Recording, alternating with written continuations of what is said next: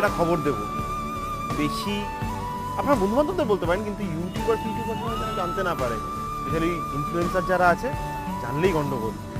এইটা আমরা প্রথম কভার করছি, একটা নতুন ধামাকা অফার, ইন্ডিপেন্ডেন্স ডে অফার, যেটা 8 তারিখ থেকে শুরু হচ্ছে অগস্ট মাসে, till the end of August থাকবে।